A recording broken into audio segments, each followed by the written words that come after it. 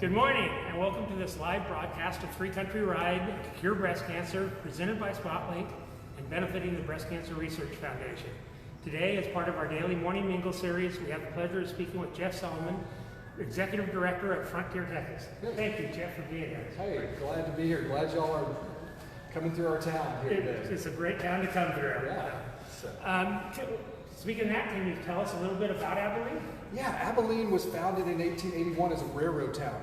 The railroad was getting cut straight east to west and west to east across Texas, the Texas and Pacific Railroad, and they needed cities along the way to provide water and support for the railroad. And so they said, we need a town right here, so we need a town. And so then they were looking for, okay, how can we name this town? And we were kind of at the end of the cattle drive era of driving longhorn cattle up to markets in Kansas and whatnot, and a really thriving, well-known town in Kansas was named Abilene. And so it was thriving, and so people in Texas said, well, let's just have a Abilene for Texas, and maybe someday our town will be nearly as profitable as the Abilene in Kansas. Okay. And the town in Kansas, as soon as the cattle drives finished up and the markets moved and railroads came through, that town started shrinking and ours kept growing. So today we're a town of 120,000 people, and they're a town of somewhere around 6,000 or 8,000 people. So I think we won that. So we're a railroad town. Okay. And that's what they were built for, but then a lot of other industries were established around us, a lot of ranching, and then eventually some oil, mostly west of us, and then military bases around us has served an important role, and then today there's there's 3 big Christian colleges in town, and so we have a pretty diverse economy here.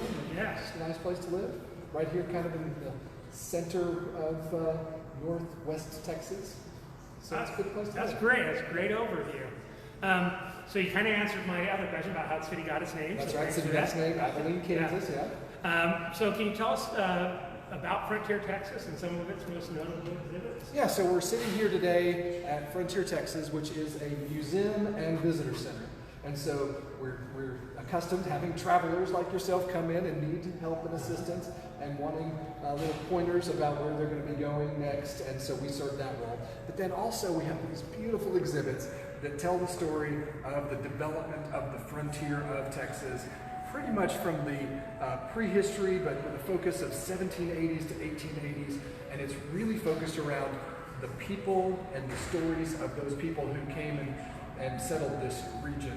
And so it's a very theatrical style museum with theater experiences and a series of holograms, which you go up to a set and then touch something and a person appears and they tell you their story, look you right in the eye. And so that's what's really unique and fun about this museum, is that it's a bit different in that sense. But so it's kind of ends up being one of the top-rated attractions for this whole part of Texas. Yeah. And just a great experience. Makes you feel really connected, even if you're not from around here. You feel connected to the people and the stories. So it does a great job. Yeah, sounds like it. Yeah, Awesome. It's a fun museum. Can you tell us a little bit about what you do in your daily job as executive director? You know, a lot of what we do is marketing and facility management. We have 7 acres here, including this. We have large open areas out here that we hold events on, and so a lot of it's the kind of things that you think of anybody running a business. You're paying bills, you're promoting your product, and then you're maintaining your facility. And so that's a lot of what I do.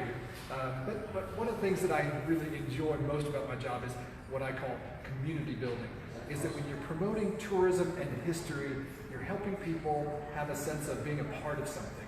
And I love that people, when they come here, even these people who are new and moved here from far away, as soon as they show up, I like to encourage them to say, you're part of this community now. We're glad you're here. Learn a little bit about our past and be part of our future. And that's what I really enjoy about my job, is getting to welcome people to this community and to help people who've been a part of this area for a long time to have a better understanding of who came before them and what's the story of this place. So Well, you've certainly been very welcoming to us. well, glad y'all are doing a great thing. Of course, one of the main reasons we're doing this is to raise money for the Breast Cancer Research Foundation to cure breast cancer.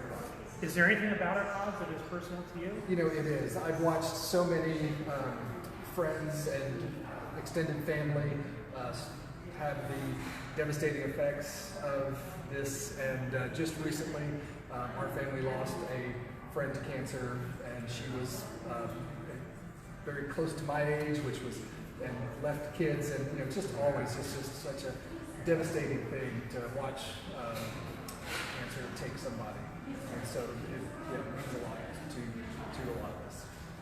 So it's a great cause, and we just need to keep fighting the fight to figure this out, and and keep working to find the cure.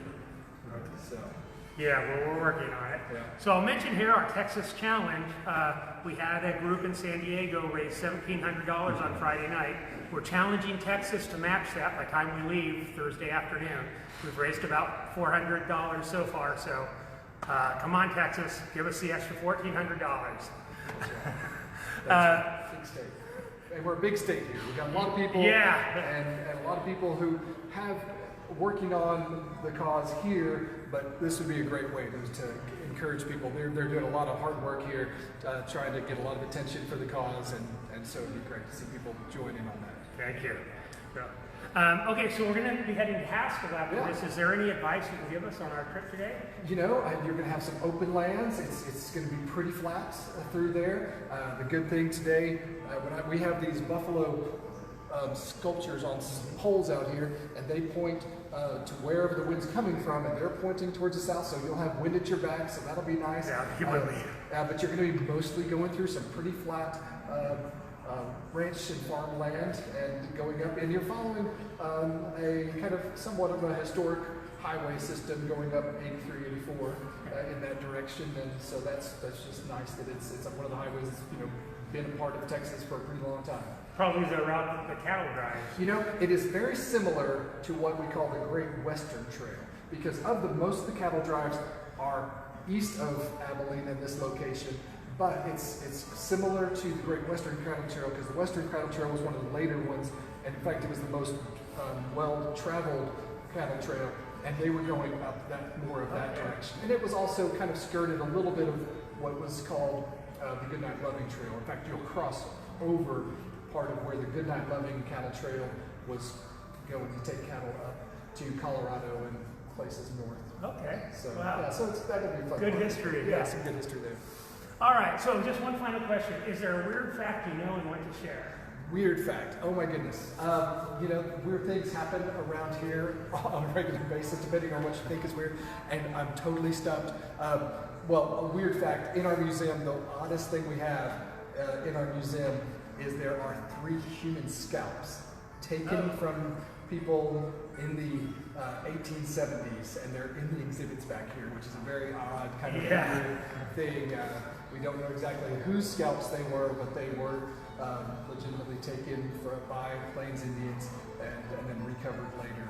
And so that's a weird fact. Something weird in our museum is human scalps. Not something you don't find in fact, the only other museum in the United States we know of that has it is the Smithsonian in Washington. Oh, wow. So there's a weird fact. Yeah, okay. Well, thank you very much. Y'all be safe on your travels, and we wish you well in your efforts, and we appreciate the efforts that you're putting in this, and the people and the groups that are sponsoring you on this, because that means a lot. As well as the support team. Yeah, I've got a good crew here, so we're glad you stopped through Abilene, Texas, and have a great drive today and in Haskell. Okay, well, thanks. All right, well, we're going to head out now. Catch us for our noon Live from the Road update, as well as our 8 p.m. evening recap. Talk to you then.